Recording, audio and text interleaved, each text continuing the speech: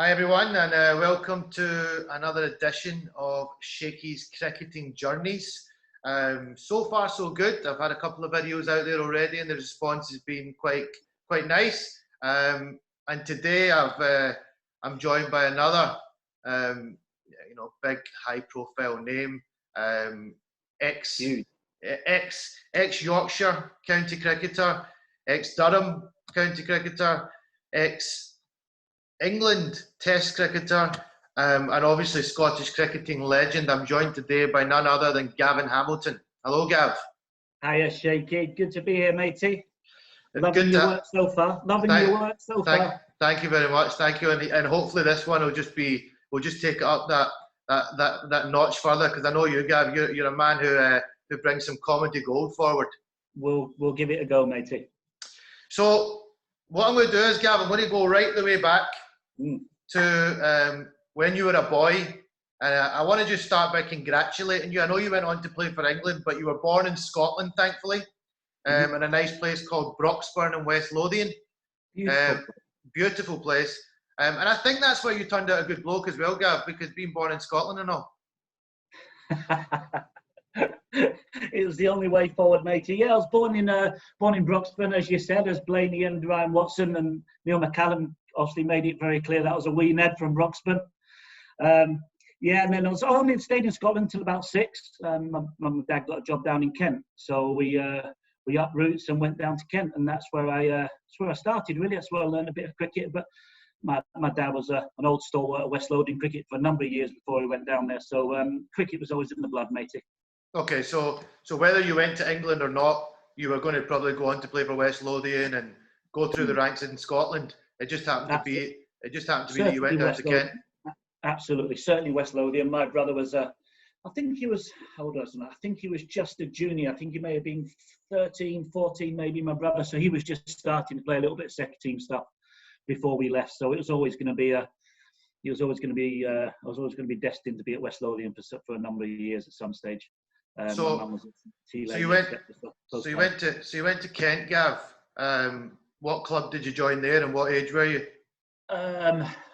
Well, joined straight away, really. My dad joined as soon as we went down there, within a year of moving to Kent, Sidcup Cricket Club, and brother sort of gelled his way into sort of third team maybe. Then he eventually got into the first team, and I became a junior member at 11, 5 years later, and started playing 2As, as they called it in those days, when I was about 12 or 13, sort of batting 8 and fielding final leg both ends, which was great weekend. So we used to play, I think when I turned 14, we used to play practice Tuesday, practice Thursday, under 15s Friday night, under 18 Saturday morning, thirds on Saturday afternoon, and 2As on Saturday afternoon. And that was it on Sunday afternoon. So that was it. 6 games of cricket, 6 nights of cricket. Bloody hell! I mean, I thought we played a bit up here. We tended to have an under 18 game on a Monday night, a mini minors under 15, under 13 game on a Friday night, and then you would tend to train on a Monday.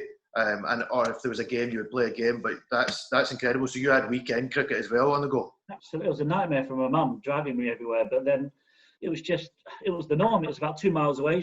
We used to have those coffins. Coffins came trending. Yeah. I think the Australians, our overseas player, brought one over and he left it with me. So I'd lug it up 1.5 miles. It was bigger than me.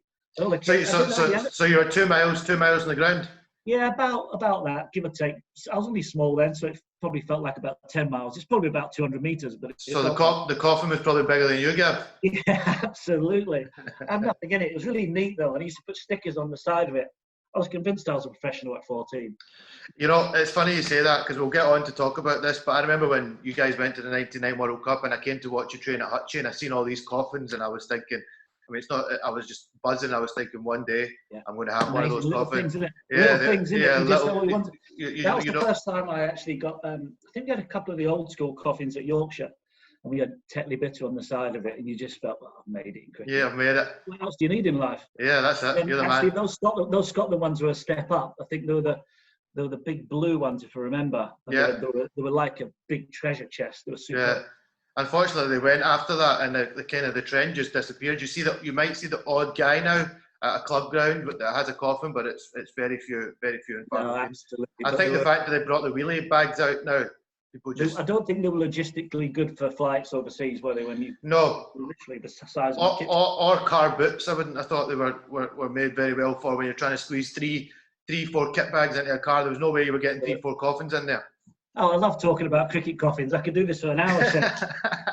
So moving on, Gav. So when I'd imagine at that age you were more of a bowling when as a kid were you more of a bowling talent? 14, yeah, no, it was a real topsy-turvy decision on whether what I wanted to do. Because I just love wicket keeping, I love fielding, I want to bowl off spin, I want to bat six, or I didn't care. So at that stage, I was just breaking into the Kent schools team, and I was an opening batter at sort of under 13s, under 14s, but I was in and out of it. I wasn't quite good enough to be at that level. So I started bowling leg spin, because I dropped it quite well in one of those nights I was training, and it came out really well. And then the year later, so I was just stuck with my leg spin, and eventually a year later I got into the under 15s first team in Kent as a leg spinner, batting number 8 or 9 maybe. And I bowled 20 overs and I just dropped it on a sixpence. It just came from nowhere. Yeah, leggies, yeah. Didn't turn them. They didn't turn. They sort of came out, like the seam came forward. And would sort of swing depending which side, because I didn't understand how to swing it in those days in my head. And I think Shane Warne came on his first tour, 89, early 90s or something. I think it was something like that. And that was it. And I was convinced I could bowl leg spin and drop it. And then when people started to hit me, all of a sudden it take me on a little bit. It became a little bit more difficult. Yeah, especially if you didn't turn it, Gav. Exactly. But in my head, I could turn it. And you were obviously playing against at that point, so you've gone into the Kent under 15s first team. So tell me, where did it go from there? So you played Kent under 15s. You obviously, when did you make the decision to start bowling seam then? Pretty soon after that? No, a couple of years after. So I was playing Kent scores, and then I started to, my batting came on, and the spinning sort of took it back. So you know how it is when you go into the age groups, you get, well, it depends who's coach. You just decide, so you'll slot him doing this, and you did whatever you want in those days. You did what you're told. So I was an opening batter. Then I was 16. I was doing okay, and I got quite a few. I was starting to get in the first team at the Sid Cup Cricket Club, although batting at 9 and not bowling. But the first team was brilliant. Hardly batting, but that's what you wanted to be, wasn't it? Yeah. And then at 16, that was it. Left. I finished my GCSEs. I was going to do my A levels, and Dad moved jobs and wanted to move back to Linlithgow, and I had to make a decision whether I'd stayed down and did my A levels or go back up north with my mum and dad. And obviously it seemed the obvious choice to do, but this was in between that.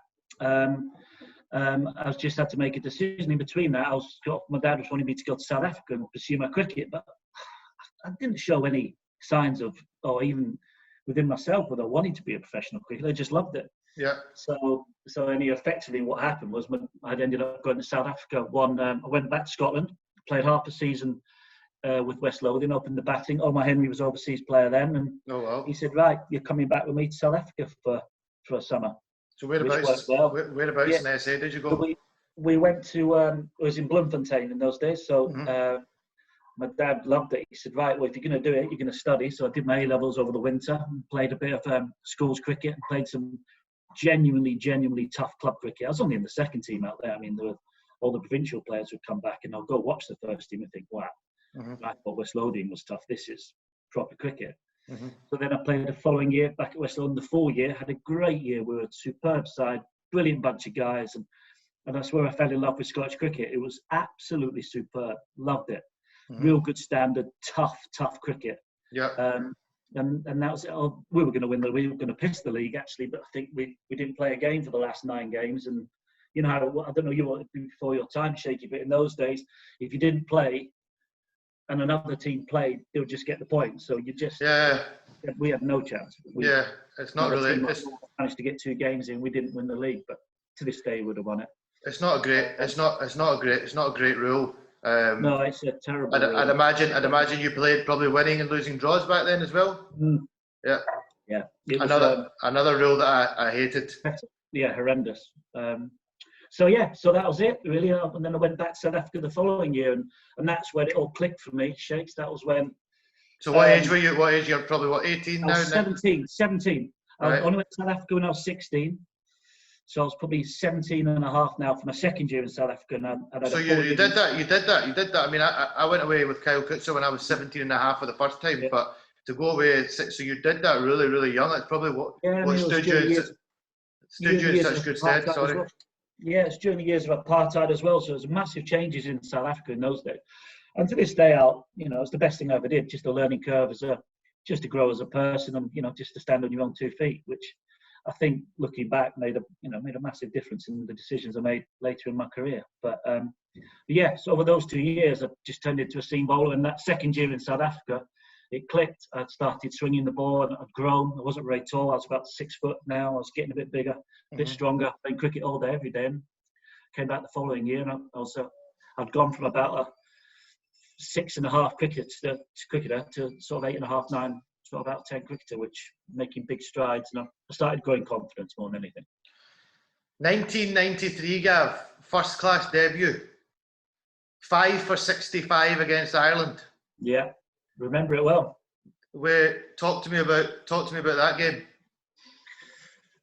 I remember. I think it's a 2-3 day game. I've got that 2-3 day game. It was a weird one because in those days it was very sociable. I was only young. I think I was a 93, 19 maybe.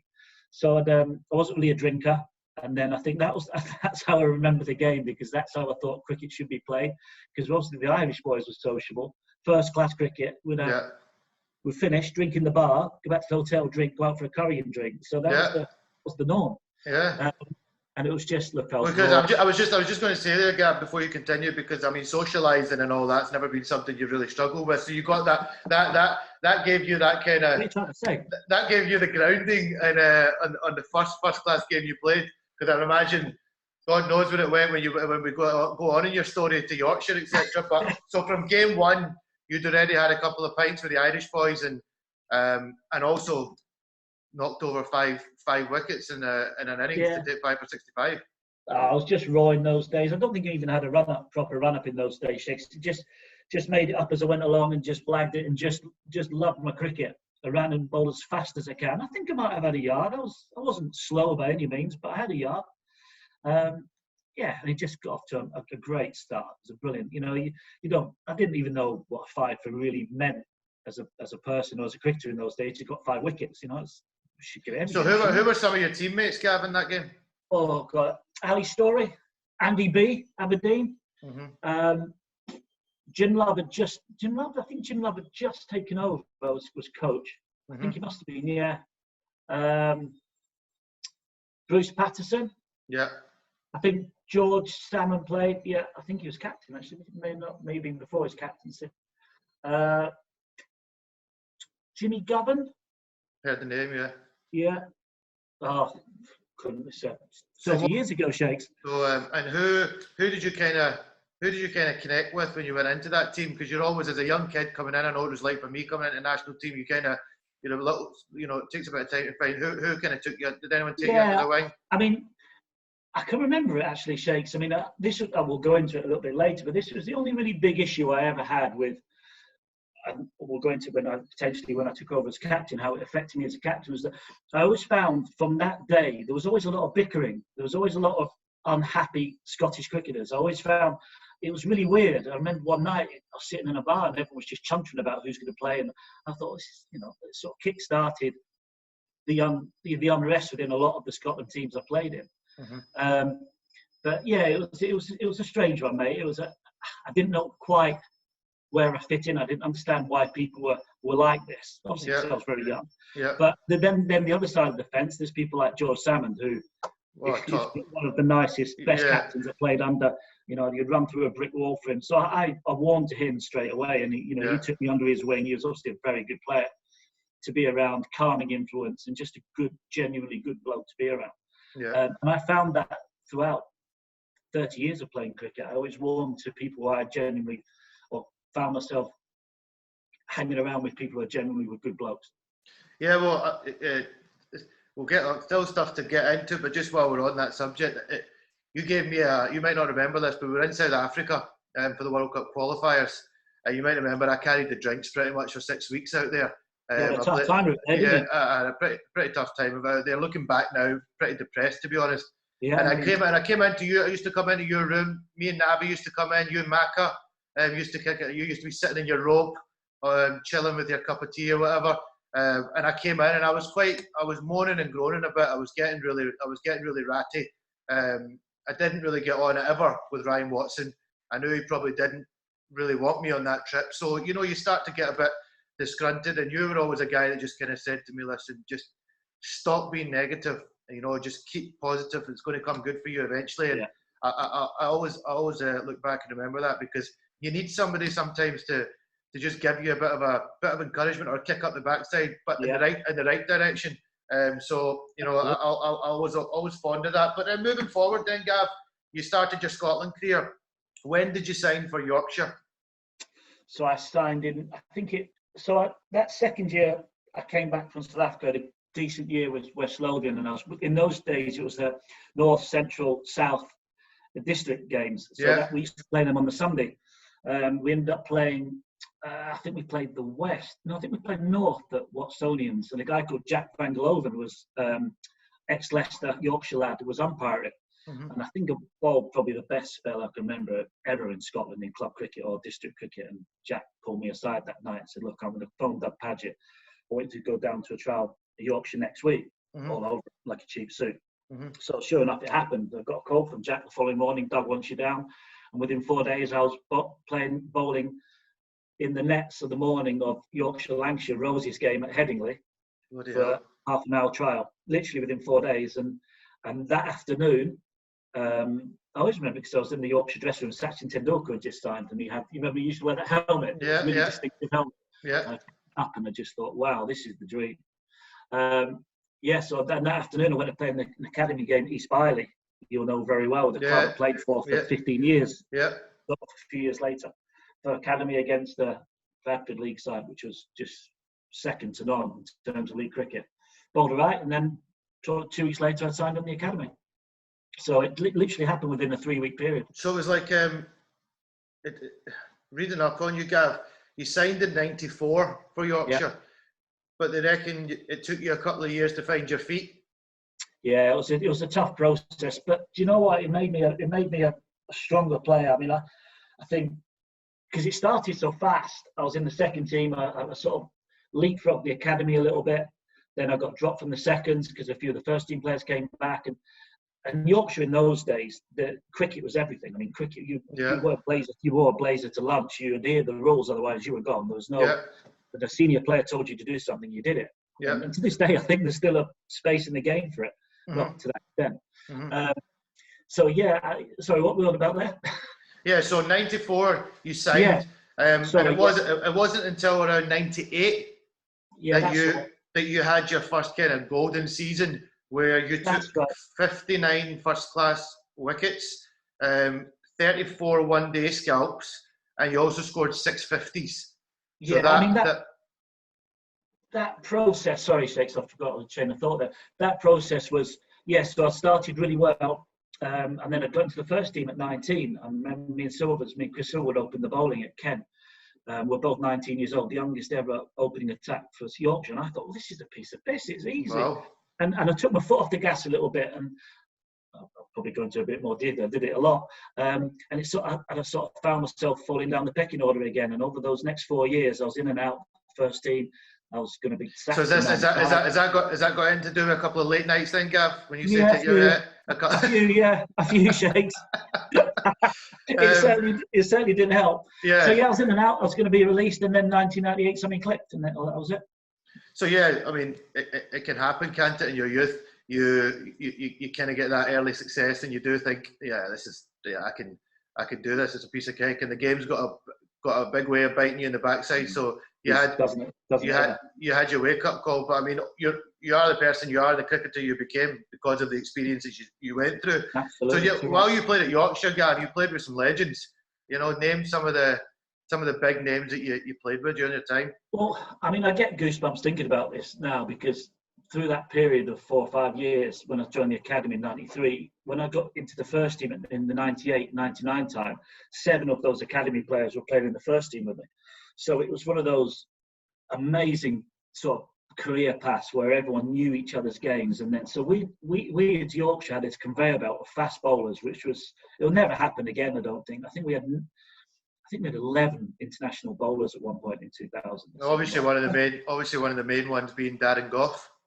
Absolutely. So we obviously had that core of players, and then we could have the Darren Goughs of the world who are a couple of years ahead of us. Darren Lehman, David Bias, Martin Moxon, all these big senior players. You just think, wow. Even playing first class, you walk into the dressing room, oh, this is good. Playing with these. Yeah. You know, they've got some nuts. And in those days, we had a team where we thought we couldn't lose a game. It was an unbelievable feeling. He had some great, obviously, overseas players. Darren Lehman was really successful. He was the best by mine. Anthony McGrath as well, who I know is a big friend of yours. You know, I think a lot of you are still friends now. I see some pictures on Facebook and stuff like that where Lehman might be over and he's all good. I don't know when he's done it last, but, you know, I know you are still very, very, very close. What was it like playing with Goughy then? You know what? He is an absolute inspiration every time you play with him. He's not the brightest, and he won't mind me saying. You know, there's some belting stories of him, and I could sit here all day and just come out with Goughisms. He's genius, but he had this knack, and this he only played about 6-7 games in those 4 or 5 years when we were doing well, when I was in the first team playing well, because he was obviously massive with England. When he came back, he had this aura about him of just no fear whatsoever, and it was so simple. The game was so simple to him, and he had this huge effect on the team when he came back, because it never crossed his mind that he couldn't defend 3 and over the last 10 overs. It never crossed his mind he wouldn't be able to knock 20 and over off the last 10. And it was just, whereas the more realistic people like us thought, he's been a bit stupid, but it's just the mentality and the sort of the freedom he played with was joy to be around. Great man, superstar, the bloke. Yeah, well, I mean, when I'm growing up, you know, watching Goughy running and bowling, he was always that. I mean, I grew up being a big Pakistan fan. Wasim Akram, Waqar Younis, nobody could touch them in my eyes. But Darren Gough was one bowler that, you know, just the sheer beauty of the man as well. The way he would run in. The firepower that he had, he would take on the Aussies. He was fast. He was fast. Yeah, seriously. I mean, he was as fast as anybody about in those days. Yeah, he was small. He was quite, quite. In swinging Yorkers as well. He was big on the old in swinging Yorker. He was the best. He sort of. Yeah, I think he was the first English bowler. Can't think of anybody else who could reverse it. Who actually developed the reverse swing at the death. Yeah, no, fantastic. In that era, maybe. Fantastic. And Darren Lehman, you know, a funny story. I met Darren Lehman when I went on a tour to South Africa, an under-19 district tour. And what had happened was we were on that. Actually, we stayed there in Durham at the T20 World Cup. You know, the waterfront kind of area there. So we were staying in the hotel next door, and I was coming out of the hotel, and I seen Darren Lehman and Brett Lee and Jimmy Marr walking into the hotel. So I charged over. As you do. And they were at the bar, and they'd arrived at the bar, and I'd waited in the background a little bit, and I was just watching, and Lehman kind of clocked me, and what a nice guy. He just kind of said, "Oh, how you doing, mate?" And I remember walking up. I was only 15, 16 at the time, totally in awe of these guys, and Lehman just was like, "Oh, you know," and I think your name came into the conversation as well, because I said I'm from Scotland, I'm here on tour with the West District, and he said, "Oh, Gavin Hamilton's a good friend of mine." And you know, it was just buzzing at the time. But he must have been awesome to play with. I mean, he came over as a sort of relatively unknown player. He scored loads of Shield runs. He hadn't played for Australia by the time he came to Yorkshire, and he didn't actually get picked in the first game for Yorkshire. David Bias had just taken over as captain. I think he was trying to stamp his authority, and he didn't get picked in the first game against Lancashire at Old Trafford. So left the overseas boy out. Yeah, left him out. And it was just surreal. Wasim Akram was injured that game as well. So there was Darren Lehman and Wasim Akram serving drinks in that B&H game that year. I bet you were happy to see Wasim bringing the drinks in, though, mate. Did you face Wasim in your time? Best I've ever faced, shaky by a country mile. Oh, well, you would have faced him. Did you face him that day? I mean, I want to get to that. I faced him quite a few times actually over those years, but I always remember playing in when day-night cricket had just started in England, and if you lost the toss and batted second, you lost the game. That was just how it was. I think it was 90 games, man. It was just ridiculous. because the lights weren't great and the pitches were a bit due, and we played at Headingley, and he came on first change, and I was like, we're 20 for none or something. He came on first change, ran through 4 wickets really quickly, and I came in, and Lehman was batting at the other end, making it look like he was bowling at 7 miles an hour, just putting it wherever he wanted. Yeah. To this day, I was genuinely scared. It was rockets. Yeah. Giddy pitch. Warren Hegg was literally, and I know people exaggerate these stories, was behind the 30-yard ring. And you just think, how that's when you can just tell the difference between Darren Lehman and a normal cricketer. And the thing back then is actually Wasim, any interview you ever see that he does, he still talks now about how important his progress in his career was from playing county cricket. It's not like now where you get some overseas boys now that I reckon some games they run in, some games they don't run in, you know. Yeah. But back then I'd imagine it was no holds barred. He was running in. Absolutely. Every single game. He had the money, the overseas players in those days. I think he had 2. I think he started with 2, then it sort of reduced to 1 as the years went on. And Nicole started playing, that's why. So, you know, Yorkshire, must be amazing to be able to pass that on to your son. Dad played for Yorkshire, you know, one of the biggest counties in England. You know, amazing, Gav. You know, that's kind of my memory of takes me nicely into the 1999 World Cup. Now, I would have been 14 or something at that point, 13, 14. And you were, and this is no word of a lie, I'm not just saying this to blow smoke up your arse. You were my kind of, you were my kind of, I remember coming down to Chesterley Street for their game against Pakistan. Obviously, I was there to see my Pakistani heroes, Shoaib Akhtar, Wasim Akram, all these great, Saqlain Mushtaq, all these great players, Saeed Anwar, you know, amazing players. And you ran in and bowled in the first innings. You were. I remember, you know, I sat that day. So you bowled from the far end. That's right. I managed to get a seat near the pavilion, which was quite cool because I was able to chat to people as they were coming down, trying to get autographs. And so I was seeing the carry, and the rest of the Scottish boys, I mean, they were okay. Brinkley, Azim Butch was more of a swing bowler, but when you came on, you started hitting the gloves, and to this day, you must itch your head as well. How the hell, Inzamam? Don't talk about it, Sheikh. Don't. Honestly, I could. He was I absolutely. actually think about that on an evening. I genuinely think about that because I hadn't got an ODI wicket at that stage. How much more plum could you? He was literally stood up twice, pretty much back to back. And I can remember you had a bit more hair in your head then, Gav, and you were down on your knees, and you were like, "What the heck? Yeah, It was honestly, but Graham Dilly was our bowling coach. That he complained to the ICC that evening because he was the Zimbabwe umpire, and then I remember that because I got Wasim Akram first ball. Yeah. When he came out, absolutely bang in front, absolutely ridiculous. And he got runs. And he got them up to 280. So if they were at 220, did you not drop him on the boundary as well, Gav? That's what we weren't going to mention. It was about 7 or something. Yeah, he was I think you were at deep square.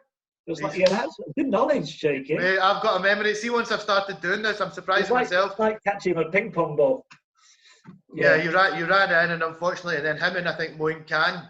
Yeah, they basically because Scott, we had them in deep trouble. We bowled. I think we bowled 40 wides that game, 30 wides maybe. But it was just the trend in those because they used the juke balls in the World Cup. Nobody ever used them before. They did a bit. And to this day, it was the best Scotland bowling attack I've ever played with by a mile. Well, I seen Butt snicked off side armour. Was that an no ball? Right. Yeah. I mean, he would get wickets for fun. He could control it, but nobody else could because it was tough. Because I reckon I was still saying to this day, if we had a Kookaburra ball, we would have bowled and competed far more because you were fighting the ball. Because sometimes it wouldn't swing, so you bowl wides, and all of a sudden you end up placing it. Yeah. And we had a far better bowling attack than. We just had bowling far too many wides. John Blaine, Asim Butt, Gavin Hamilton, James Brinkley, and the spinner was Dyer. Nick Dyer, that's right, yeah. But it was a really good range. Blaney had a yard, I had a yard. Asim swung it around trees, so did Brinks. Yeah. And then I'm trying to think, we had a stick bowler somewhere. I can't think who it was. But we didn't really need it. We just had a really. You had Keith Sheridan in the squad as well. Yeah, that's right. But he didn't really. Pete Steindl was there. Pete Steindl was there as well. Pete Steindl, that's what he always used to say to me in South Africa. It's better to be here than not be here. And I remember saying to him, that's because you played a World Cup that you just carried drinks, Pete. I'm not a drinks carrier. That was about week 3 or 4 when I was getting a bit grumpy. You're gonna have to let that go, Shake. I know. Look, it's all love. It's all love. Moving on in that game, probably an innings that changed your life. You played, Shoaib Akhtar ran in to start the proceedings and stumps were cartwheeling everywhere. I mean, proper. I mean, probably the fastest ever. He was at his pomp that year. I think. Oh, he was at his fittest. That was the fittest he has ever been. But yeah, I remember we played against them second game, wasn't it? And I think they played against West Indies in the first game at Chesterley Street. He bowled a bouncer to Stuart Williams, and it hit the side screen on the 4th. We were watching it on TV and we were playing him next. It was. I heard stories that a couple of you boys were putting. I heard stories that a couple of boys were putting wet towels inside the pads. Is that true? The what? Sorry. I heard stories, or maybe just a myth, that some of the batters were putting wet towels inside their pads. Not that. Okay, because you could have put a tank behind your pads, it would still hurt. It would have still hurt. So you came in, Gav. My memory is not. It's pretty good so far. But what stage did you come in at? What was the score at that time? We lost quite a few wickets in the World Cup quite early on, didn't we? I think we're 15 for. I think about 5 or 6. I'm not sure. I think Jim said, look, if you bowled 10 overs, bat 6. If you had 5 or 6, either way. I think we were 3 down for 15 or something. Yeah. Because I just put my pads on quickly, and then Mike Smith got bowled by Akhtar, and it clipped the bail, and then went over the boundary without bouncing. So I always thought, bloody great. I also remember a ball that Wasim Akram bowled Stroppy with, and it was. Yeah, it was relentless. But what shakes? I remember it like yesterday, and I think I was probably the best I'd ever played. I was at the actual top of my career, maybe the next 3 years. And I didn't have any fear. I was playing well. I couldn't put a foot wrong. And, no matter how fast you were bowling, if you know what it's like, it's about if your feet are working, your hands work. It's one of those things. I remember that one thing you did really well that day was you played Sackline really well. You swept Sackline, and he was obviously a genius. And you played him well as well. But you pretty much played most of the.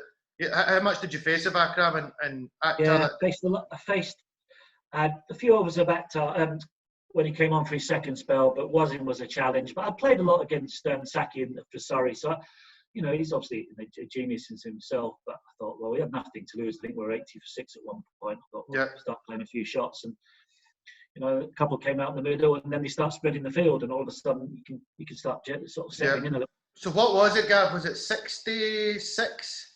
What did you get? It was 70 something. 70. It was 70 something. So being a young boy, fellow left-hander. That day I was like a kid in a candy shop. I went home, I was buzzing, and to think that I went there to watch my Pakistani heroes, but I left the ground that day like Gavin Hamilton, what an op, and even your bowling as well. So it was always a dream of mine to come into the national team and get to play with you, which ended up happening. I got the pleasure of playing with you quite a lot for Scotland. Yeah. I'll get on to some of because one day that really I was gutted about was against Ireland in 2008 when you got a ton and I'd got to like 25. Yeah, you got 40. Did you not get 40? 25 did you get? 25. I got 30 against New Zealand the following day, but I got in that day and I pulled a long hop off Kyle McCallan straight to mid wicket. I remember that day, Shakes. You played really well that day. Yeah, I was going well, and I always look back and think I should have been the one, not Colin Smith, that came in and batted with you. I mean, fair play to Floppy for getting the score, but I think I should have went on to get 60, 70. That was the day that and bat with you to get 100. But yeah, we beat them, didn't we? We won that. Yeah, we chased it down 2 down or something. You also took Gav an unbelievable catch that day. Blaney bowling. Oh, square leg. Yeah, but you were like in it was like a weird sit in the middle kind of position. It wasn't on the boundary. And I think I was daydreaming. I was out of position, Oh, You were, I think it was. I think it probably was, Gav. You were out of position. And it was hit flat, and you've taken it one-handed above your head. Great I catch. remember that because heaven forbid if I was out of position for Blaney. Jeez, can you imagine? or you leave a shower on and a If changing it went room. over my head, he wouldn't have spoken to me for weeks. Or you left or when left the shower on, when Monty left the shower on in South Africa. I've never seen anything like that. Blaney lost the plot that day. I completely forgot about that. That was, and Monty didn't know it was Monty. He just remembered. I mean, I think we lost to Ireland that day. Yeah, World Cup, first game. Obviously, emotions were high, and this shower was left on, and you just. I got the giggles. This is when it all starts. This is when it all bloody starts. And Monty's just dipping the head like. It was a strange trip, that, wasn't it? Yeah, definitely. It was. I can't imagine it was one that you look back too fondly of. We didn't end up qualifying. We kept our ODI status. You know, you played a fine knock against the UAE last game, wasn't it? Yeah, we only just held on to the status. Yeah, only just held on to the status. It wasn't. It wasn't. Tough 6 weeks there. Yeah, it wasn't a great trip. You also in that same '99 World Cup, you played Australia at Worcester. You got going in that game as well, Gav. You and George got a few start. You had a couple of nice shots in that game, and I played about that. I think we got 180 or something. Yeah, I was batting 6. I think we were 4 down, and I got 30 odd. To the end and just got on with it a little bit. But George Salmon decided to charge Glenn McGrath. That was quite entertaining. Yeah, remember that? I like it though. I loved it. I love it. George, he's a guy you mentioned there. He's a guy that I didn't get to play under his captaincy, but I got to come to like indoor training and stuff when George was just kind of coming to, and I would have loved to have played under him. Do you know what, Shaky? If I was ever a county coach or ever took on a coaching sort of level or coaching or a senior team or something, he would be the first person who I'd have in as an assistant coach or just as a sort of a person to be around, mentor for any of the players. Yeah, fantastic. I've been around some good people, but he's up there. Yeah, no, George, one of the fittest men you'll ever meet as well. He was ultimate professional, but also a great man that loved to just always smiling. Very childish, so childish. Yeah. He was our under-17 coach in the European Championships, and he brought the best out of us all. He just, you just really enjoyed that trip. Some coaches were could be quite strict when you were in the junior, but George allowed us to express ourselves, and I think he was. You're right in saying if he was to be an assistant coach or something, he would be perfect. He's one of those people you'd play. We're still there. Sorry, mate. Can you? Yeah. Still hear you. Touch computer. Yeah, absolutely. You run through a brick wall for that, lad. So that was your first big experience, Cricket World Cup and Gavin Hamilton. That was when you kind of really announced yourself on the scene, and then that obviously got you noticed, albeit for a very short period of time.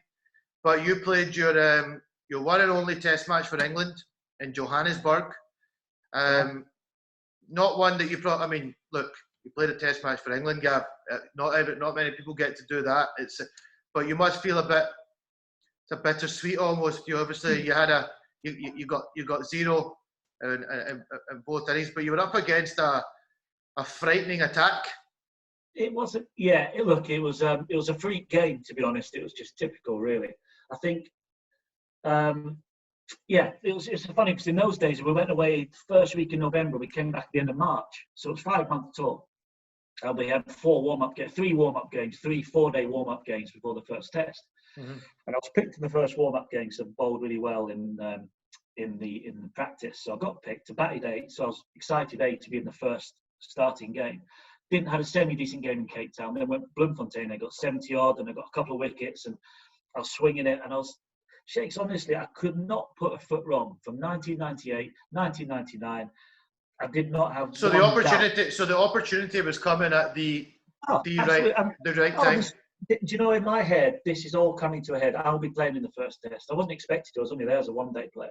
But in my head, I couldn't put a foot wrong. Why would you not pick me? I can't. I'm bowling well, I'm batting well, I'm a good fielder. So I did well in Bloemfontein, then went to Pretoria, and we played against what was classed as South Africa 18, with Cullinan played, Steve Elworthy, a really strong side. Mm-hmm. I got 4 for spit, got a couple of 20s, and God, I've got to pick me. And And then obviously got picked in the test. I was so excited because I was just so confident. I didn't, and then that morning, out of nowhere, the pitch, the ground was, you could see a cloud in between the grounds. So that's how low the clouds were. So we didn't start on time. Mm-hmm. We pulled away the covers, and it was, you could see probably a couple of millimetres of water on the pitch of just dew. Oh. So they pulled the covers off for it to dry. But as you know, in South Africa, it soon clears. Mm-hmm. And it was still a little bit cloudy, and I thought, shit, we've got to flipping win the toss here. Otherwise, this is going to be a horror show. Yeah. Enough, we lost the toss, and we ended up batting, and we were 4 for 2, 4 wickets for 2 runs. Mm-hmm. I was batting 8, Freddie was batting 7. So we were 4 down. He hadn't got his pads on. I was in the shower. Not a word of a lie. And in the test matches, it's 10 seconds behind on the TV screen, so you can hear them cheer. Yeah. And they haven't even turned around to bowl yet. Yeah. So Fred's running around putting his pads on. I'm running around sticking my pads on. And I think I went out at 80 for 6 or 70 for 6 or something. And Alan Donald had struggling with his wrist in those days, and he started bowling these massive in-swingers. And it was just unplayable. It was a freak. It was a freak pitch in South Africa. There was no way back. And honestly, getting there, for the first time, the confidence was shot, and it was a long way back from there. But, and then you probably were hoping then you'd go out and get some wickets, but unfortunately, you bowled probably what? How many overs did you bowl? 10 overs? I bowled 16. I went for 60 odd, so I bowled okay. But I didn't. I was a swing bowler. I didn't get the ball until 45th over with the kookaburra. I might as well just bowled underarm. Okay. So who was the attack ahead of you? We had a good attack. We had Mullally, Gough, Caddick, Flintoff, myself. I'm missing one. Flintoff, Mullally, Gough, Caddick, Flintoff, me. I think that was it. 5. That's a lot of seamers. So Mullally obviously was expected to swing it. Caddick swung it quite big as well. But yeah, you could have done with getting the. You probably suffered because they've played that many seamers. If you'd been the 4th seamer, you probably would have got the ball a bit sooner. Yeah, come on, first change, I'd have had half a sniff, but there was no way back. And then second innings, I went out, obviously bagged them, but it was another ridiculous scenario. It was about 18 minutes. I can remember looking at the clock till the end of play on the 3rd day, maybe. We were miles behind, and Alex Stewart was playing it with his belly. I promise you, he was smashing it everywhere. Donald's got fume coming out of his ears. People banging on the ball ring, all the South Africans absolutely shit-faced. Yeah. As he's running in, and Alex Stewart's hooking and pulling him for fun, and he's got a man out of cow, deep square leg, fine leg, and he's just taking him on. And he pitched one up, and he caught Stewart on the back foot and got caught at point. I'm thinking, surely not. He's bowling late 90s here, 8 minutes before the end of play. I'm just thinking, it can't happen. You were probably just sitting open. Obviously, Stewart sees this. Get through the night. Yeah. So you went out with 8 minutes to go. 8 minutes to go, and Freddie came down. He said, "Shit, he's bowling." I can see it from the side on. So anyway, I left the first couple, and he bowled into my hips. And I smashed it to backward square, and the guy just picked up. Oh God, this isn't going to happen. And Hansi Grenier's bowling the other end.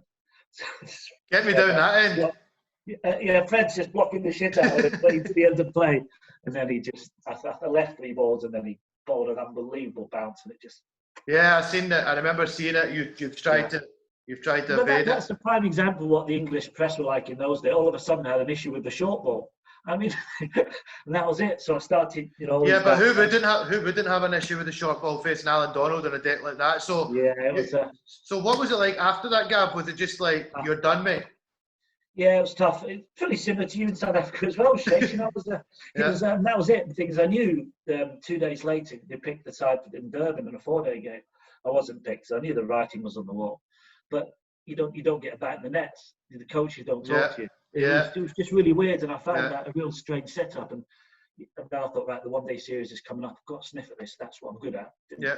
Sniff, but because they thought I had a problem with the short ball. Yeah. Yeah, but great fun. Yeah, it's kind of there. England's loss is it was Scotland's gain because you went on obviously to play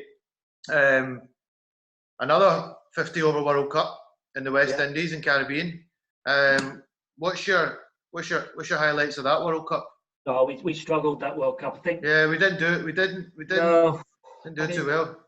Yeah, I mean, obviously came back from the England tour, then had another good year at Yorkshire. Then all the bowling started going tits up, and I struggled from then on in. I think it was I knew my career was going downhill.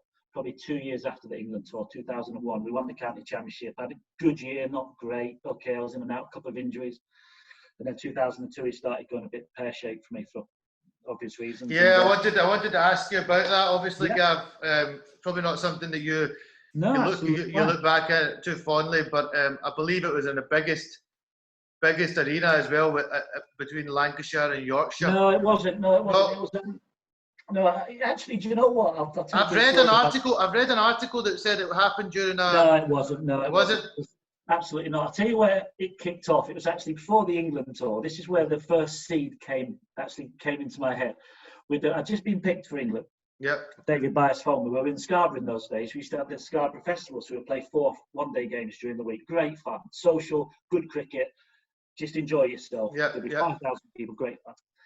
And we were playing against Durham in the festival game the next 2 days later. And David Byers phoned me after. He said, "Well done, congratulations, well to playing for England tour, great news. We're having a barbecue at mine tomorrow night. You don't have to play against Durham. Just enjoy yourself, celebrate it." And, like saying that to me is like a rag to a bull, isn't it? Yeah. So we're in Scarborough. I've been picked for England. I'm not playing the next day. Yeah. Fifth year. I'm putting myself in fifth year. I'm going out to play. I'm going out to play it that night. Yeah. So I strolled in at 5:45, 5:45. Yeah. It's just one of those nights. It was just brilliant night. Got to the ground. So I was just hiding in the corner, just throwing a few balls to people. And Dave said, "You're playing." I said, "What?" He says, "You're playing." Because I said, "You told me 2 days that I'm not playing." He said, "No, you're playing." Dave was really hard-nosed, no arguments. It's his way of, "You're playing." I just physically couldn't do it. Luckily enough, we won the toss and we were batted. Yeah. And he batted me at 9 because he knew I was shit-faced. Yeah.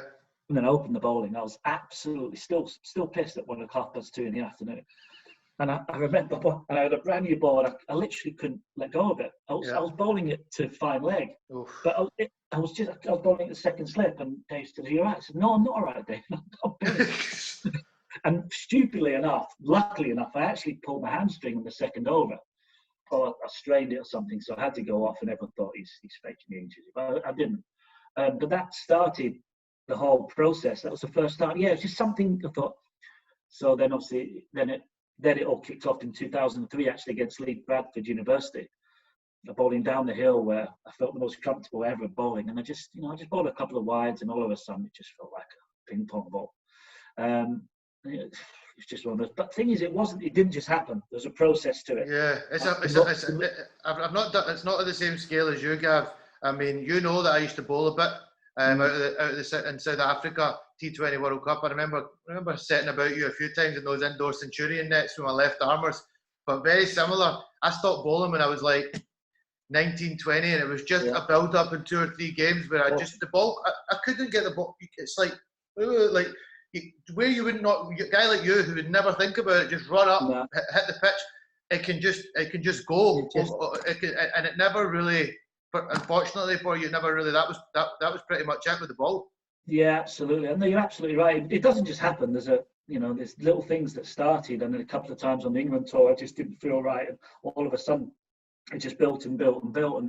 And in those days, look, if it happened now, I would have dealt with it so differently. In those days, it was just, I felt like I was weak. Yeah. I felt like, I was embarrassed. I was a top player at Yorkshire. I can't hit the cut bit. And I was genuinely so I went the other way rather than going, I need help.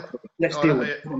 Yeah. But we had Steve Oldham, Arnold side on his side bottom, old school guys go, just bowl, just get on with it. Dust yourself off and get on with it, basically. Yeah, which wasn't as easy as that. Looking back on it, I didn't sleep for 3 years. It was an awful time.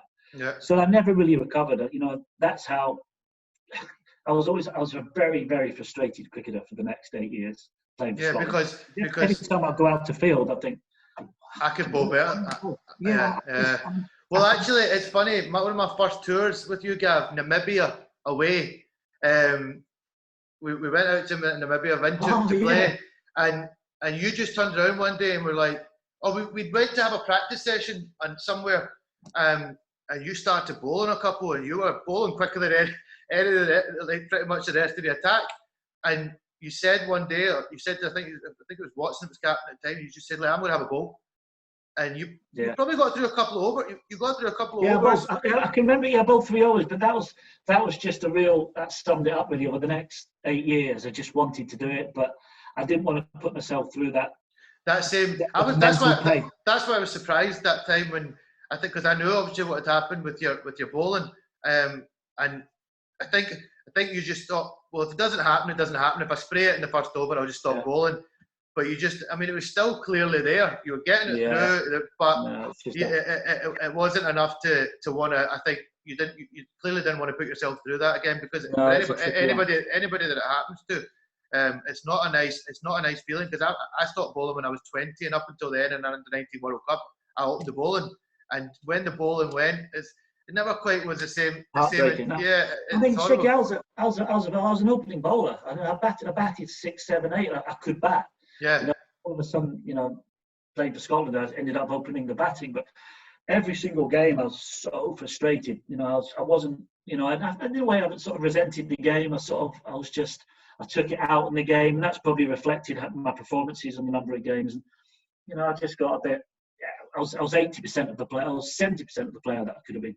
Yeah.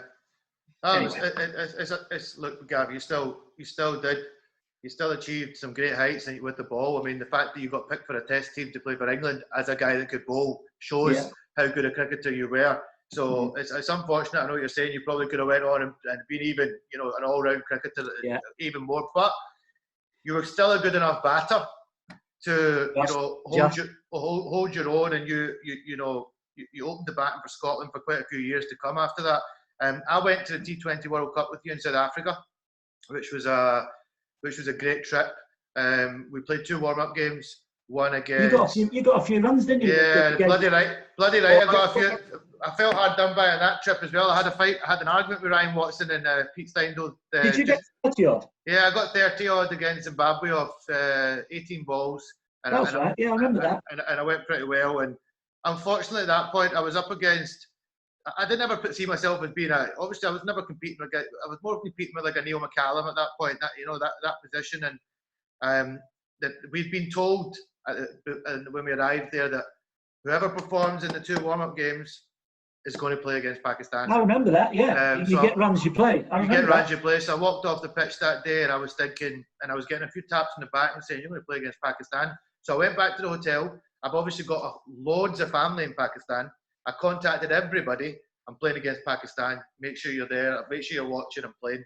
And then I got taken downstairs to the hotel lobby, and that's where Pete Steindl, my relationship probably started getting a little bit sour from there. But I don't think it was so much Pete. It was more Ryan. I don't think he really wanted me on that trip. And he said to me, we're going to go for experience, and I just lost the plot. And I was like, what do you mean you're going for experience? What was the point in bringing me out here? Then I'm here to play. You said if we perform, we're going to play. And then it is what it is. Look, I still had a great experience. It was amazing. It was amazing to be there. You liked playing shaky, didn't you? You wanted to get stuck in. Yeah, I wanted to play. Drinks wasn't your game, was it? No, not at all. Not at all. I mean, I got bloody good at it in South Africa. By the end of the trip, I was an absolute master of it. But it was a horrible thing to do for 6 weeks, and you experienced it after your test match. You know how it feels to be away from home. And looking back, I was definitely depressed. They used to call me the lizard. Kyle and the boys used to call me the lizard because I'd have the blinds closed and the curtains closed. A couple of times you probably came out of the room and were like, "Shikes, come on, get yourself out of the room." But I just didn't want to be there. Your pain, lad. I feel your pain. Don't you worry. So it's not all it's cracked up to be when you're away on tour. If things aren't going right, it can be quite a. No, it's awful. It's a lonely place, mate. It's a lonely place. It's good to see that things have changed since Jonathan Trott many years ago spoke out, and things are now changed. That people have got mental health therapists and stuff that are away on tour with them that can help them through these kind of challenges, which is awesome, because for the next generation, you wouldn't want your son to go through something like that. You'd want him to have this. You'd want him to have the support. So that was a good World Cup. Unfortunately, we didn't get to play against India. The game got rained off. And what's funny is those 2 teams went on to be the finalists. Unfortunately, Pakistan didn't quite get over the line. I was rooting for Pakistan. Good side, India in those days. Yeah, good side indeed. And then you led Scotland into a World Cup yourself in England, and which was obviously right at the twilight of your career. Must have been a very special time. Yeah, I often think about the way when I was captain. I wasn't a great captain by my own admission. I mean, I wasn't the first to put my hands up and take over the job, but I don't think at that time. I'm trying to think who. Yeah, Pete was obviously coach, and I think it was Ryan, wasn't it? Ryan who was captain before. You know, I enjoyed being one of the lads. You know me, I was never one for. You know, I did the right things in game days. I loved the night out, and you know that's didn't take things too seriously. You never. No, absolutely not. And then my whole mindset had to change as captain, and I did it because I don't think anybody was really a dead cert to play in those days. Yeah. It was a big transition period that Pete had to sort of see through. Yeah, but I looked at it as a challenge, and you know, it boils back, and it went back to when I said at the start, going back to Ireland about bickering, Scotland teams bickering, and it always annoyed me whenever there's always 2 or 3 people in every single setup I played in that bickered, and that South Africa trip hit the nail on the head for me because I don't know whether you remember, I used to go out a lot, but I kept myself at a distance that trip because I was found myself getting wound up by the way we weren't winning.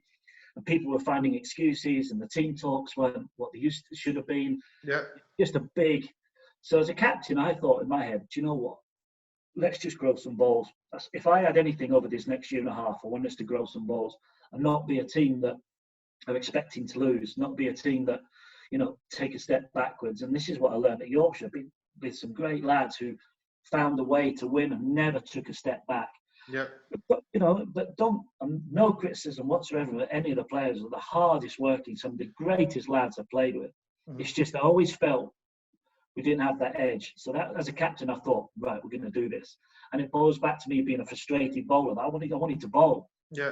So I fell out with a few players. There's certainly more bowlers more than anything. Well, that's what brings me to the campaign didn't get off to a great start because one of your probably big mates and somebody you went back with quite a long way. There was a big fallout with John Blaine, obviously, who left the squad and didn't go into the World Cup. What's your feelings on that? Me and Blaine were best of mates. We're still best mates. You know, it was we both of us have never really talked about it. It's one of those things we bury our head in the sand around. But look, I look back on it and I dealt with it in the wrong way. You know, it was one of those we should have beat Bangladesh in a warm-up game, and I was getting really frustrated within myself. We set game plans as bowlers, and we should have defended this. Or I always had this mindset to all our bowlers that run in, bowl hard, go for 4, don't give a monkeys. Yeah. Do not float it. Do not try and get it in a place. Commit to something. And we had plans about bowling short. There's loads of slow balls against Bangladesh and big fine leg up if they wanted to scoop, no pace. Those things we had game plans. And we just kept bowling length. And I just thought, wow, this isn't good enough. We're going into a World Cup. We sat everyone down. I should have. One thing I did learn after being a captain is that you take a step back, then you do it. You don't do it in the emotion. Yeah. And I did it against New Zealand as well. And you know, I'm embarrassed the way I react, but it was. It's emotional, Gavin. It's emotion. It's not that you're trying to. It's not that it's a personal vendetta against anybody. You just sometimes you're passionate. You want your guys to do well, and you probably just frustration more than anything. Yeah, and it goes back to me mentally thinking, Christ, well, I could be doing this, and I think that was more of the issue. Mm-hmm. It's like a mental health interview, this, isn't it? Yeah. So look, and Blaney texted me on the bus. Yeah. I said, "This is bullshit. I'm going home." So I didn't take him seriously. Like when he did the shower in South Africa. I loved him to bit. So whenever he dragged me aside in the hotel and said, "Gavin, I'm going home. Don't think you're dealing with this right." And I was still fuming about it. And I said, "Okay, Blaney, just go," thinking we'll have a chat about it later. Yeah. The next thing I heard, he's on the train back up. Yeah. So. Yeah, it caused a lot of issues, and I'd love to have had him around because he's got a great cricket brain, Blaney. You know, he's also a very, very, very intense character. He wears his heart on his sleeve. Absolutely. We clashed. That was the first time we clashed. Yeah, sounds like the last time. Yeah, first. You know, yeah. Blaney actually contacted me when I spoke out and did my article about Pete Steindl, which I never read that. I'm gonna have a little look at that. Yeah, you need to have a read of that, Gav. I don't hold back any punches. But Blaney was one of the first guys that contacted me, and he kind of spoke to me quite in depth about it because he'd obviously had his own experience, and I kind of got the feeling there was a bit of regret from him for him to miss out on playing in a World Cup. I mean, that sounds like somebody just had to grab both of you, get you into a room, separate you from everybody else, and just say, right, lads, sort this out. But in hindsight, we would have dealt with things.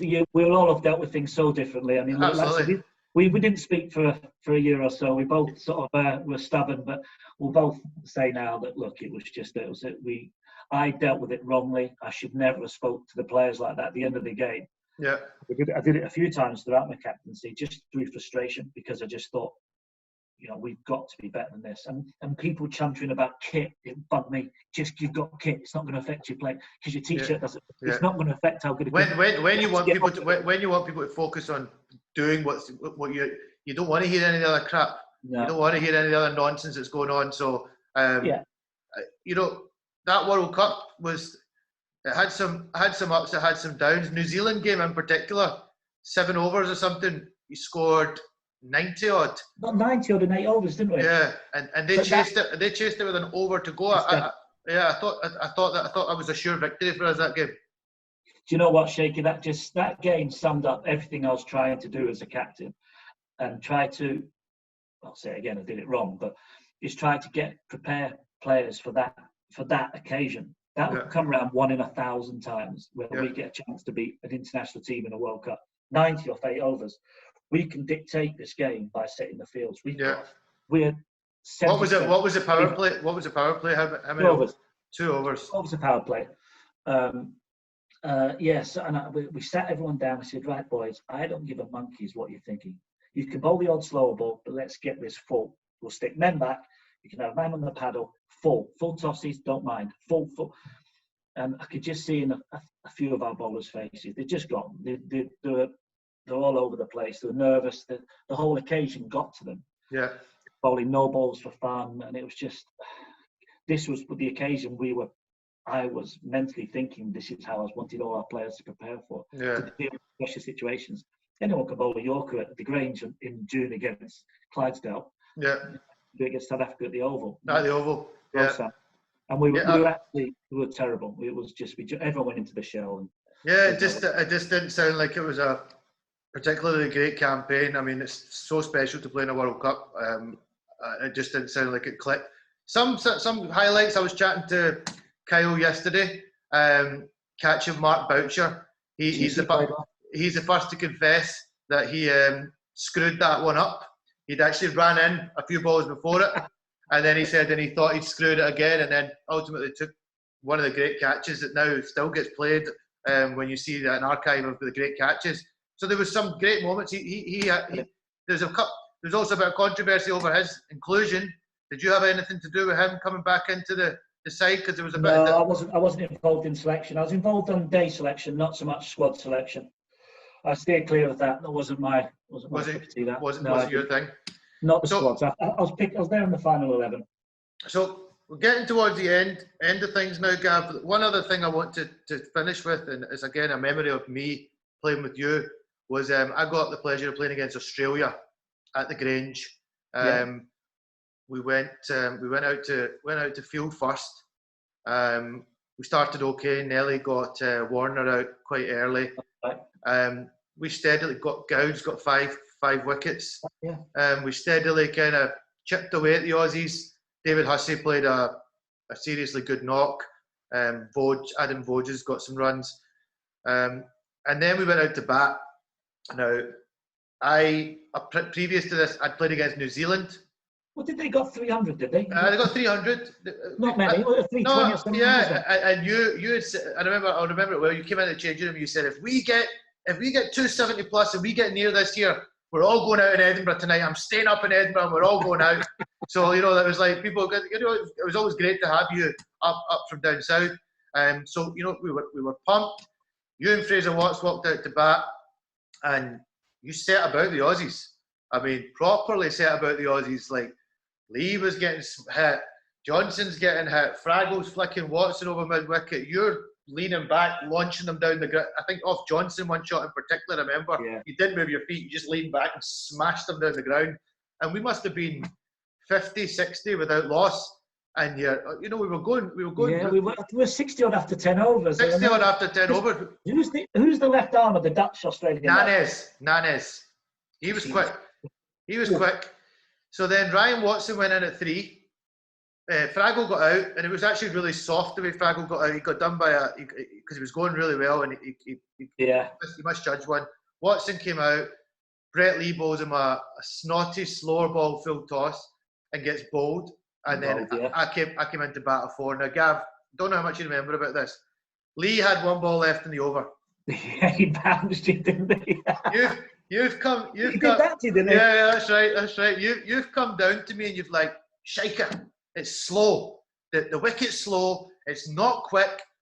Just play your game. Just back yourself. So I've taken middle, looked up, and you're like, 7, 8 years ago, I was sitting as a little boy in my house watching Brett Lee bowling a test match in Australia, just thinking, imagine facing him. And, my heart was pumping, and I was thinking, he's going to York me. He's definitely going to York me. I've just come in, he's got 1 ball left. He's going to York me, so I've got my bat left very low, and lo and behold, he bounced me first ball, and it was the full, like I jumped. You fended it off, didn't you? No, it just kind of went through me, and I managed to. And then he stood in front of me and did all this, like did a couple of boxing moves. And the camera comes on me, and it's like your eyes are something. Yeah, I do like a little smile, but my heart was. And then obviously an over or so later, Johnson pinned me on the. I actually misjudged that one. I couldn't pick his length up that day. Yeah, he bowled quick that day. When he bowls short though, it doesn't look like it's. And I misjudged, and it was only really about this height, but and it hit me there. Tim Payne caught it, and I was honestly thinking, just give me out. I'm out. I don't want to be here. I couldn't grip my top hand. I couldn't grip the top hand of the bat. And then obviously what I ended up doing was Nathan Horrocks came on. I always look back and regret what I did. They had a long on out, and they had mid off in, and I think I tried to go too inside. It just sort of, and I was quite good at coming down the wicket to spinners. Normally, I should have just came down to him because I actually got to the pitch, but I'd gone too inside it, and it hit Tim Payne's gloves. Cameron White juggled it and got out, and then I just was getting into the changing room, and you decided to hit a full toss from Dave Hussey. Off Hussey, yeah, of course it was. Straight to mid wicket. That was one of the most frustrating. I was playing quite well that day, and I missed it. Oh God, I missed out on a big score against Australia. You did miss out on a big score, and you came into the changing room, and I was just finishing getting the pads off, and you were. Steam was coming out your ears. You were launching stuff. I didn't normally get annoyed at getting out. No, you didn't. You didn't. I think that day you gave an opportunity away to go away and get a big one because you were creaming it. Great. Yeah, that's it. That's pretty much the only other memory I had of playing at that level with you is I played against New Zealand with you in an ODI up at Manfield. Yeah. And I don't know if you remember that day. I got bounced a couple of times by Gillespie, and then I just decided to start backing away, and I just started swinging, and I got a couple away. Victoria managed to get away, and again, it was going all over the place. I remember it was doing a bit. Tim Southey bowled some good pace. And similar that day, I got out to Grant Elliott, and I tried to just nerd it. I look back now and think I should have had an ODI 50 that day because I was on 20. I was coming near 30, and I probably should have gone on to get 50 that day. They're the worst ones, aren't they? You can remember that you just give it away. They're really horrible because that would have been really enjoyable to say that I got 50 against New Zealand. Good times, shaky boy. There were good times. There were. You look back on these things and you just think, if only. The number of times you just think, if I only did this, but But Gav, I mean, look at the experiences that you did have. I mean, you've done some amazing things, and I think the highlight of your career was at Chesterley Street that day. Yeah. I think that really announced. Everybody knew who Gavin Hamilton was after that. I think the Scottish cricket wasn't big, was it, in those days? No, not at all. We could compete, so we weren't just these little kids just coming and turning up and making idiots of us. No pros. Which everyone thought was going to happen. There was no pros. I mean, you would have been along with maybe James Brinkley, and Blaney. So 3 pros. Yeah. Now you've got a good 10 of the boys that are contracted with Scotland, and it shows. Yeah, exactly. Obviously, you would have been very proud to see Scotland beat England. That was unreal. Were you there that day? Did you come up for the game? No. I watched it on TV though. It was same. I think I finished in 2010. I can't remember. and you probably played through that transition. I think we had Mola was coach in 2005. He was one of a brilliant coach, superb coach to have. He was a great man manager, and then it was who came after Mola? It was Juddy. Juddy, great bloke, brilliant. Another one of my favourite coaches. Went on to get on with it, and then Pete Drennan came in. We won't go into that. I don't. Well, see, the thing is, I actually got on very well with Drennan, but I know a couple of the guys didn't really. It's interesting. It's interesting you say about Andy Mose, because Andy Mose was a big influence. He was the one that gave me my debut to play for Scotland. Yeah. He got pushed out by player power, so you obviously weren't one of them. I was still down south. That was a big bugbear of mine, Shaky. Because I knew Mola through playing against him. And to this day, I'll tell you, the best coaches are the best man managers. You're not a coach. You're not there to tell people how to battle ball. You're there to make sure the team works together. That's how I see a coach work. Yeah. Mola was superb at it. Juddy, brilliant at it. Yeah. That's why myself and probably Pete Drennan clashed, because his outlook on. We fell out, me and Drino, not fell out. It started in Mombasa in Kenya. Yeah. We were struggling. We lost a couple of games, ODIs. Warm-ups ahead of the T20 qualifiers, and we needed 30 or 15 overs. Me and Mac were in 6 wickets left. We couldn't lose. Me and Mac were batting. He says, "How are you going to play it, Gavin?" I said, "Look, we're going to win this. We're going to win this properly." Yeah. So we started playing a few shots, a couple of calculated gambles, and Mac got out with 10 to win or something. So 5 wickets left. Yeah. Then I got out. We won. We pissed it. And Drino came on and said, "What's this calculated gamble you and Mac were doing?" Rather than celebrating the win, he was looking at the technical side around it, and I thought I'm going to struggle with this lad. So we never really got on since. I think it's a bit similar to what I kind of experienced with Pete Steindl. There was games where I'd walk off and I'd scored some runs, and it'd be, "Well, you should have got 70 rather than 68. You missed 2 singles," and you're like, "What?" Like, it's a bit too. It's a bit too. Now it's a bit. Sometimes it's a bit. I know they say it's fine margins and stuff like that, but if you're winning and you've had success, probably wasn't the best time. Maybe it would have been better to just say, "Gav, listen, mate, next time, can you see that through?" That maybe would have. I'd have disagreed with him. I think it was, but look, we don't need to go into it. Yeah. But everyone has different preferences of coaches. I mean, myself and Pete, I got on really well with Pete, and he was a perfect man manager for me, because he'd just let me do what I want. But he was a stronger character than he made out. Pete, he let you know if he wasn't happy. I always found though, Gab, that Pete changed as a coach after South Africa, because in South Africa you had yourself, Ryan Watson, Craig Wright, John Blaine, and he did it. But it's interesting to hear you say that he would let you know if he had something to say stronger than you think. I always found that he changed after that. When you guys all retired all at once, he then tried to kind of come down quite hard in the next generation. Do you know what, Shaky? It was he had the hardest job, I think, of any Scotland coach. Yeah. Of having, from that 2005 team where Mola looked after probably one of the best units bar nowadays of players that just turned up and knew their role and just gelled. Yeah. So he obviously had people retiring in and out. Yeah, and it's a fine line of trying to find that next generation, how these guys are going to slot into this and the way he wants to play. Yeah. So he'd have probably been tough on you guys, because he'd have wanted you to toughen up. To bring in, and it's just how you communicate things, and but and I'm sure you know Pete well. I look back, and this is where it's sad. I spoke out in that article, Gab, but that was just because I was frustrated not to be playing for my country at that point. But prior to that, Pete Steindl had a big influence on my career from when I was a boy coming through.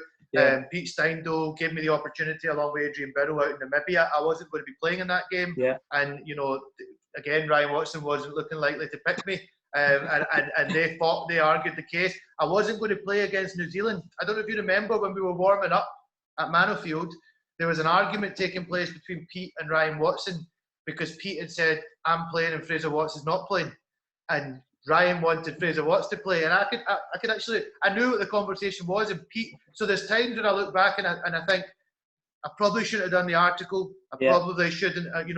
I should have been more patient and found a way to just communicate better with Pete. But it was just a phone call one day, and Pete basically kind of said to me, "No, you're," and he named a few guys that I didn't think were better players than me, and I just. You always wear your heart on your sleeve, Shaky. I'll give you that later. Yeah, I kind of. There's nothing personal. There's definitely nothing personal. He's a nice man. He had an incredibly tough job, mate. He had a horrible job to deal with. I mean, we weren't a good side. There's nothing. You're only as good as your players. We weren't a good team. We were an unsettled. And that South Africa tour was, like I said, it was awful. He was coaching a team of 15 lads who was just shunted. Who were not happy. And they weren't really. I think Ryan was struggling. I think Ryan was struggling with the back. Ryan started struggling from pretty much South Africa onwards. He had a really bad. He had a really bad tour in South Africa. It was only really you and Kyle out of the whole squad, I remember, that fronted up in that tour and actually started scoring runs because the batting unit was starting to go. Yeah, because I remember. Do you remember Pete coming in at that one team meeting and he said, "You know what? We've got a mirror here of all the players. Have a good hard fucking look at yourself." Yeah. And I thought it was really good. Yeah, it was. It was needed. I walked off thinking, "Do you know what, Pete?" Because I was in my head, I could hear people moaning. Yeah. I thought, "Do you know what? Good on you, because that bloody sums it up. You're here to do something." Yeah, it's not his fault or his fault. It's you need to take a look in the mirror. You need to go out and score runs. And you and Kyle did that. Obviously, that was a tour as well when Afghanistan announced himself. Now, I will never forget this.